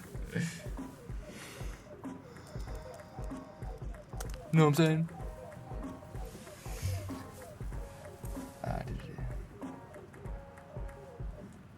Luis Hernandez, we got your back. Thanks for all the questions, dude. Why don't you guys use Sony Handycams with balanced optical steady shots? Is that the ones that have basically, what's it called, Gibbs? What? What are they called? The things Gimbals? Gimbals, there you go. We just don't, but that actually is a good idea. Using gimbals to hold your camera steady when you're vlogging is awesome. I just don't do it. Why do the colors matter in the timeline? The colors matter because it just depends the look that you want your videos to have. So I like my videos to have a certain feel, and sometimes I'll mess. So this is the curves over here, and I do mess with these a little bit because if you add in the Lumetri and you go under not basic correction but creative, and you go all the way down over yonder. Let me unclick these real quick. Oh wait, you can't do that. Okay, so when you see it at first, it looks like this. But if you click all of these colors under it like this, as you move around each of these points, you can see the change that it makes significantly in the footage itself. So my skin right now, the color recognizes that it is orange. So if I go to one of these colors, I try to find the one closest to my skin and I move it around, it'll adjust that color. So my orange skin will turn this, it'll turn way more orange if I rocket it up. It'll turn completely gray if I go down like that, which looks amazing, like a vampire. And you can adjust colors like that, which I think is actually very helpful and a sort of change the game for me. So since it's all blown out, I can turn my skin a little orange, more orange than the camera provides. It looks way more orange for you, but on my computer it is not that bright. And then from here you can sort of adjust other things. Highlights are the sections of the video that are a little brighter, that are a little more blown out. And then shadows, obviously, where the shadows are in the video. So if you go to, I don't know if it's under basic correction or creative. Yeah, so it's under basic correction. So if you click basic correction, under the Lumetri effect, you can scroll down and see all of these right here. And these are things that usually have a more significant effect on your videos themselves. So exposure, huge significance, obviously, because you can just completely blow out your clip right there. And then for me, the exposure is set a little too high, but I try not to mess with exposure as much as possible because I think it has a less natural look. So I try to mess with the shadows and the highlights and the whites and the blacks effects to get the color that I like. So for highlights, since obviously this room is a little blown out, you turn down the highlights like this, and you can see that if you take it down really far, it has a significant effect. So I just take it down a little bit, and then I adjust it to where I think it looks good. So for the shadows in the background, you can see this dark area below the white gets brighter and brighter as I turn that up, but as you can tell, it makes the footage look stupid. So I'm gonna turn that up just a little bit, and then if you want it to have a strong pop effect like it has now, you can adjust other things like clarity and contrast, and this is when you start messing with these effects under basic correction. Move these around just to kind of get a hint of what it does, because these, you can notice the difference. With other effects under creative and under other things, sometimes they're not as noticeable. So these are the big daddies that you have to figure out as quick as you can. So as I turn the contrast up, you see that things become a little sharper than they were before. If I turn it down, you see it's like the colors almost blend together. It looks old, it looks grainy, and as you turn it up, you can sort of see the effect that it has. It gets a lot more solid and sharp. Try back that up, cool. And then temperature, which I can explain as well. Temperature just makes it warmer, which means the colors will go more orange. And if you go the other way, it goes more blue, because blue is cold, yellow, orange, all that is hot, or red. Booyah. Booyakasha. Now what's Sarah up to? I am trying to finish this video, fam. You got it. Lit Squad Hammers. Yes. So basically, it's one of those videos that I'm pulling in some like assets from other videos and things, so it gets a little bit complicated, but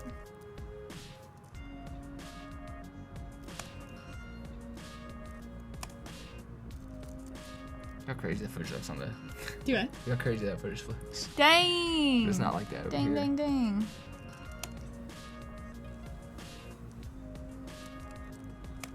I swear the footage looks different from what you're saying. Probably the two world's best vloggers, or at least in my opinion, keep killing it. Thanks, Dakota. Dakota, that means a lot. Hillbilly fam. Oh, Sarah's screen, there's a lit party. Get turned! Get turned. Why don't you export in 1440p, Sarah? Oh, like 4K? Oh, is that what that is? No, actually.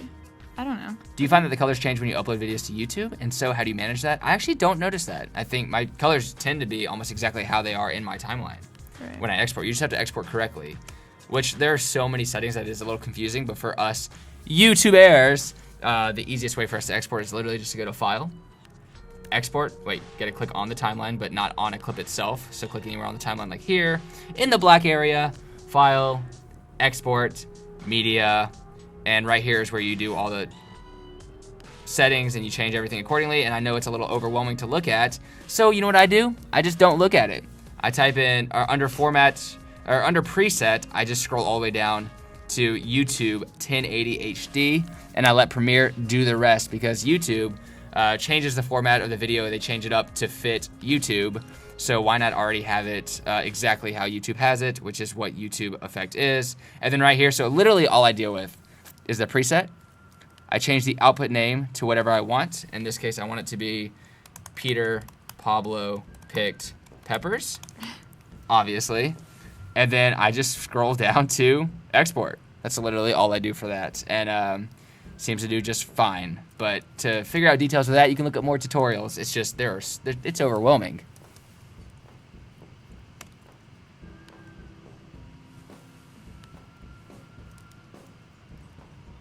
Jeez, the colors are crazy.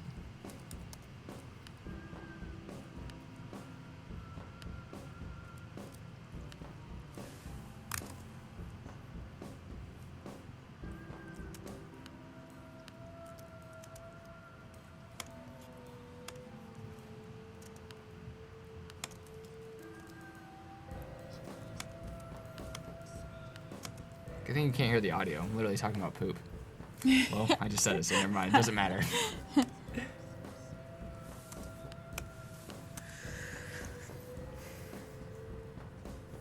When you first started, that's a good question. When you first started color correcting footage, who or where did you look to for inspiration? That's a hard one. I didn't have anyone specific in mind. I just watched videos, or I would look up tutorials. This is exactly what I did. I looked up tutorials, and I would look at the thumbnail for the videos, which is the picture that plays next to YouTube videos, or that shows for the video, and just find a picture that you like to look at, something that makes you feel good, and then when you find the image that you're like, whoa, that looks really dope, click that tutorial and figure out how to do it. That's what I did. That keeps it simple. Good. So if you're uploading YouTube, it's a very simple process to export. So don't be overwhelmed. Don't let any of this scare you, actually, because it's very, very basic steps to just get a video up there and then out there as an MP4 file or whatever. Yeah, so don't be overwhelmed when going into this. It's actually a very, very simple process. Anyone can do it. Even Sara. And that's crazy. Like, she. What? I was just insulting your intelligence. Wow. Yeah. Do you want me to wow, maybe I should just quit YouTube. Maybe you should. Very discouraging. J Kizzles. My, do your hands ever cramp up? Editing is happening over here. It is so intense. I thought you already edited it. Oh, it's from, okay, you're doing a flashback video? It's just a lot of things. There's a lot of moving parts in this video. So to make it not boring. It could be just me talking the entire time, but then that's kind of boring, you know? So is the ironic part of this video you talking about footage that you edit and what it looks like? And you're also doing a live stream at the same time explaining how to edit? It's all very meta. This is very meta. Yeah, Alyssa, School of YouTube, 100%. Yeah. It's I think some people, I don't know, it almost seems like it discourages people how easy it is to learn this stuff, but it shouldn't. It should just motivate you that you can get on the computer and you can make extremely high quality, great footage, amazing content really simply. And it shocks people. Because when people come up to me and ask, I'm like, well, spend the day learning it and you'll figure it out. By the end of tonight, if you spend the day actually trying to figure it out, you can make a video, you can make a movie.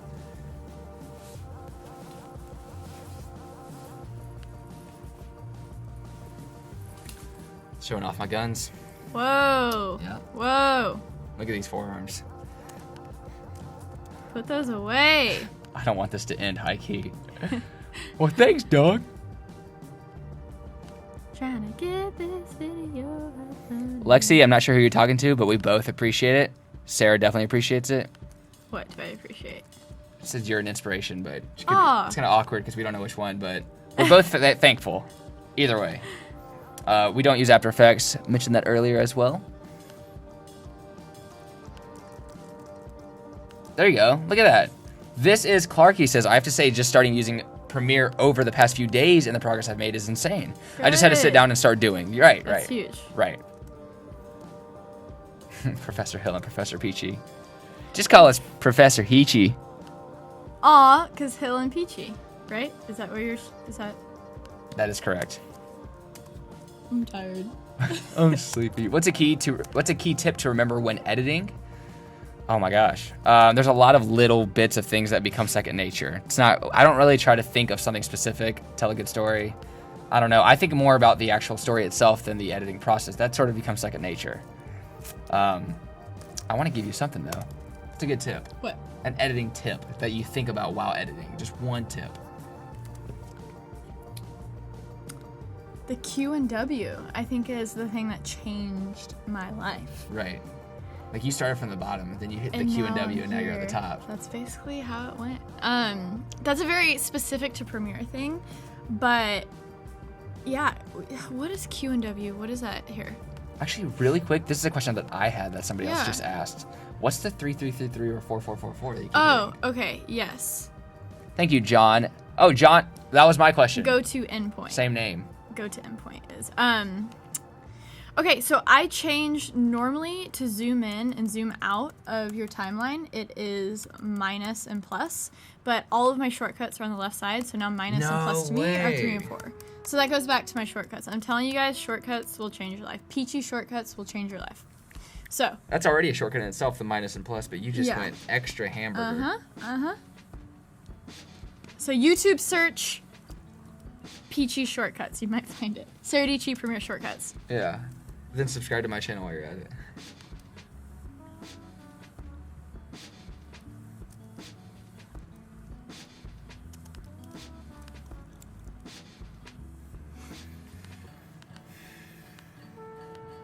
You know, I mean, this is something we haven't really delved into because it's not super Adobe based, but I mean, real quick, I can go over it. Do you guys have any advice for vlogging? I was thinking about it. I am Penny. Yeah, I guess it depends on what you're doing. Usually you need something that validates you. So for me, it was skateboarding. For Sara, it was so many things, but filmmaking, she was extremely good at. She was going on a bunch of travels, so she just had all these stories to tell that were super interesting. A lot of the times people go into vlogging before they have anything real to say. So they like to show their day and they like to tell it in an interesting way, but you really have to tell it in a unique and interesting way because a lot of people have delved into it and a lot of people won't grow because people don't see a reason to if you're not outstanding. So if you watch... And people love to see your journey. Like, They love- document you're your right. process, Right. but you have to find something that you're mad passionate about that's, like, relatable to other people. Right, and something that sets your footage apart as well. So if you're trying to be... Let's just say you watch Casey Neistat and you're really interested and you try to be Casey Neistat, what's going to happen is people are going to see that your footage isn't as good as Casey's. There's not really any reason to watch you unless you have a unique personality outside of that. So you have to find your own spin on how to vlog or create videos. I don't know. I would say have videos that aren't vlogs at first that do well and sort of grow a following through that before vlogging. Unless you're literally just like traveling, I don't know. And then you can document that. So it has to be interesting stories. Or you can just be really, really funny. That helps too. Would you know anything about that? Yeah, I'm like really hilarious. Yeah. I guess it's based on, it's subjective. Yeah. So. Wonder if people think we're just, like, terrible. Yeah, like humans. you're just that mean to me. Definitely prefer spending my nights like that instead of getting hammered. Yeah. I don't know. What? Brock Lewis, what's what? That's awesome. That's so amazing to see. Guys, what was your first camera you bought? I bought like a high Digital 8. Blue. You know? Digital Blue is my first ever camera. If you guys know what a Digital Blue is, props. Perhaps. Digital Blue probably came out when I was... How old were you? What? How old were you? It's like, I don't know, like 10. Jeez. Yeah, I had a camera when I was, I think about 14 or 15. I got just some crazy high 8 camera from Best Buy. Sponsored. Just kidding. Well, there is a way to see my screen, but right now I'm literally just replying to questions, so it's not as interesting as Sarah's.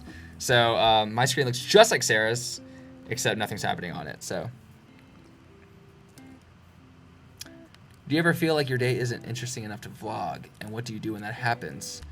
It's a good question, actually. That's the thing. It's like you have to consider your days being interesting, and sometimes you sort of, you know, people go into it where they try not to live for the vlog, but you sort of do sometimes where you try to do more interesting things, but really that just gives you incentive to do interesting things in your day. But in that case, just don't vlog your day. We do follow John Olson. He's very good at what he does.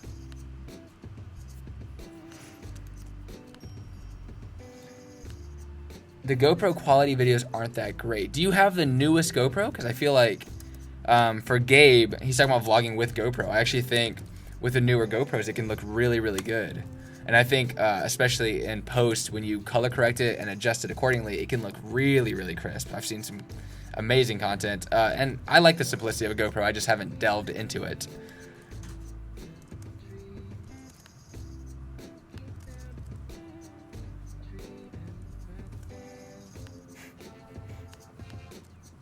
John, what's your least favorite thing about Sarah? It's hard to think of things that I actually like about her. Got him! Got him! Brother. Ooh, almost done. Kind of. I see Sarah zooming in and out of her video. Did she record with 2 cameras, or did she edit in to look like the camera zoomed in on her? Correct. She edited. So I only shot with 1 camera, but Sony is pretty sharp, so I can do this. So yeah, it's just to add a little bit more movement to a video that I'm sitting in the same exact spot the entire time. Why don't you film in 60 frames anymore? Because I didn't know what I was doing with the camera, and I had a friend who's like a filmmaker who's just like, yo, 24. I'm pretty sure I told you. Well, I wasn't editing in 60 okay. though. No. I've edited in 24 for the majority of the time because I had a filmmaker friend who's like, yo, that's how films are made. 24. I told Brett about that. Brett He was did shooting in 60, and Right. he still does, and it like hurts my eyes Right. when I watch it. 60, it's kind of like soap opera effect. That's what 60 frames is, right? They film in 60. So it has this very smooth, non-natural feel, really. Because don't you see in 24? Wait, yeah. So when you film in 60, it's like motion is more crisp, so you see more of the motion, but that means there's less motion blur. So like I don't know that's why I couldn't watch the Hobbit movie, because the Hobbit movie was shot and exported in 48 frames per second, which is double 24 frames, and at that point it looks like there's it gets to a point where there's no motion blur, so it looks like they're on a set. Like, it looks like... Right. It's weird, yeah. I agree, though. But if you want to film... The reason that there's 60 exists still and people still use it at all, usually it's for slow motion. So 60, you can slow-mo the clips and it has a very smooth slow-mo. If you slow-mo 24, it looks horrible.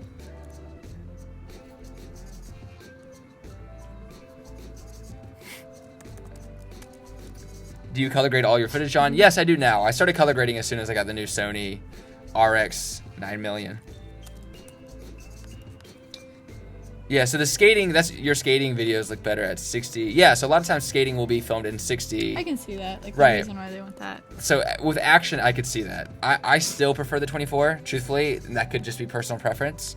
But I always prefer 24 over anything else. But I like the slow motion for 60, for sure.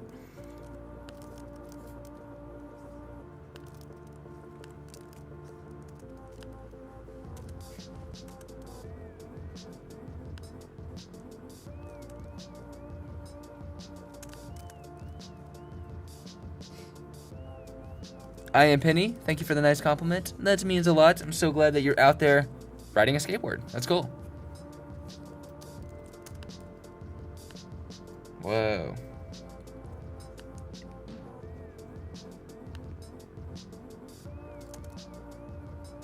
My friend's TV is on 60 frames and it looks like fake watching movies, right? So it can definitely looks different. You'd be surprised if everything turned into 60 right now, you'd watch TV and you would notice it. You'd be like, whoa, this is really weird.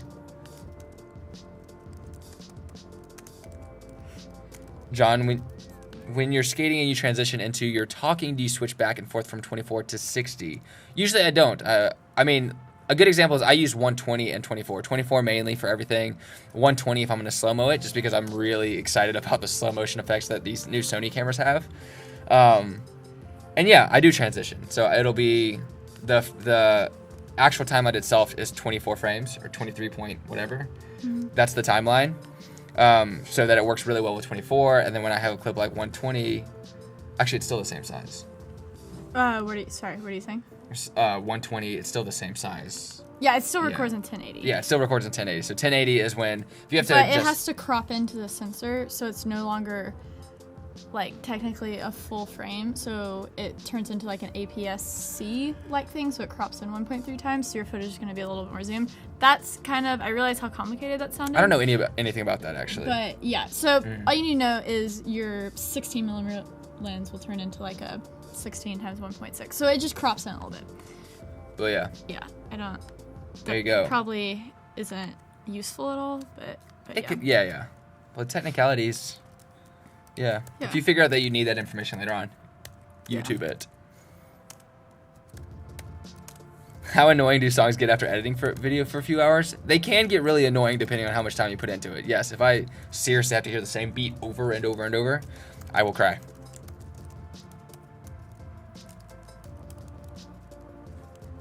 Would an iPhone work? 100%.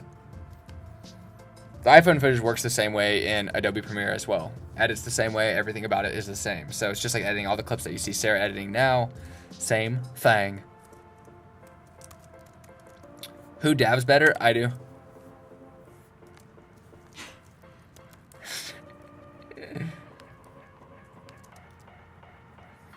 So the starter camera that somebody recommended, okay, a lot of people ask like for cheaper cameras, and I always said go with your iPhone if you have an iPhone, or go with your phone in general. But if you have the funds, I would say a good camera is just a point and shoot camera. So either the classic vlogging camera G7X for the Canon, or it's just a small, tiny camera that you can take everywhere with you. The quality is insane. The autofocus is insane. If you don't like the colors, you can adjust it in post anyways. And then for the Sony, it's the Sony RX100. And those are the two vlogging cameras I would recommend if money ain't an issue. And the RX, I think, is a little more expensive, right? Mm-hmm. So yeah, those can carry you all the way. There's literally some of the biggest vloggers. Some of the biggest vloggers vlog with their phone. So it's all about the story.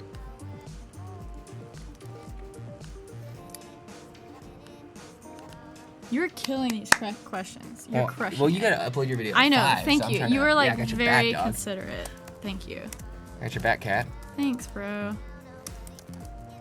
How do you give a clip that reverse effect? Do you mean when the clip plays backwards? Yes. If a clip plays backwards, you just backwards. You just Command R, click reverse. It's the same thing as speed duration. right. So click a clip, Command R, and then press reverse speed. Booyakasha. Then it plays completely backwards.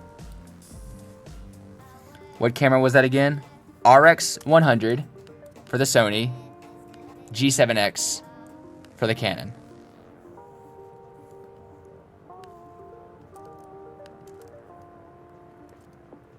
That's a good question. What's the command that brings up the title menu? So like to create a new title? I don't know if there is Command T. It's Command T. Yeah, I knew that actually. Before Sarah said anything. Oh, my drink. What? Nothing. I don't have my drink. I don't want to share yours. That's PG-13. Yeah. I think yours is... Did you not bring it? Is that your water? Is that not your water? It's probably a random person's water.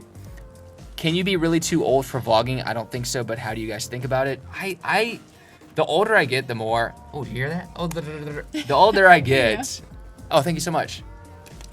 The point of I realize- vlogging... I'll give you some time to drink. Oh, thank you. Pass back to you. The point of vlogging is to share your experience, to share your unique viewpoint on the world. So no matter if you are 12 years old or 18 or the hip age of like 25, Or the hipper age or of the 96. hipper age of 96, you're just sharing your viewpoint, you're sharing your perspective, and if it's intriguing, the people will come. So it does not matter your age, it doesn't matter where you live, it doesn't matter anything. If you have something exciting to share, the people will come. Yeah. For the younger humans out there, age doesn't have to play a role in pretty much anything. Besides dying. You die faster the older you get.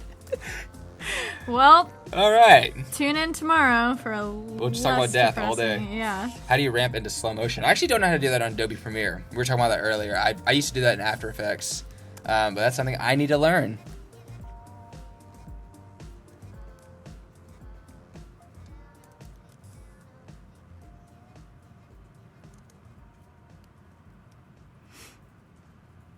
Is it true 3 lefts make a right? According to SpongeBob. That's where I learned that from. Yeah.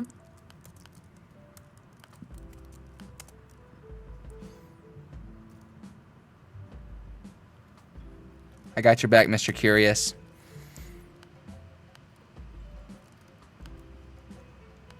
Thank you, Ryan. Not even answering questions, just showing the appreciation. That's why film in 24 frames and not in 30. I mean, that's a good question. I mean, it might just be because I'm so used to seeing 24 that it's like the standard that my eyes adjust to and feel comfortable watching. 30 frames is also like the standard in the UK or something. Is it? Yeah, like it's PAL versus NTSC. Just Google that if you're curious about it. It's like 24 frames versus 30.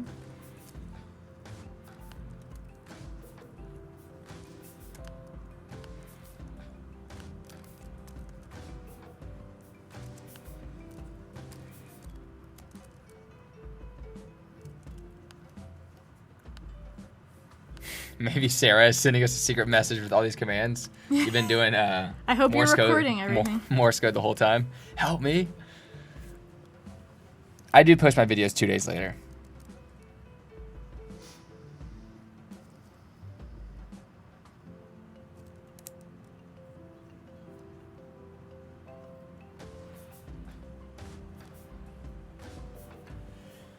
Oh man, I think we have 10 minutes left, right? Or 5 minutes left? 3 minutes left. Cool. We have 3 minutes left, guys. All the things that you want to ask, I would ask quickly, and I'll try to answer all the ones. But some of the questions have been above my head. So yeah, if your question's been ignored, it's because I literally don't know the answer. Oh my gosh, my video is 8 seconds short of being 10 minutes. So for YouTube, you want 10-minute videos because they push that content more. So just add literally black space for 8 seconds. Oh my god.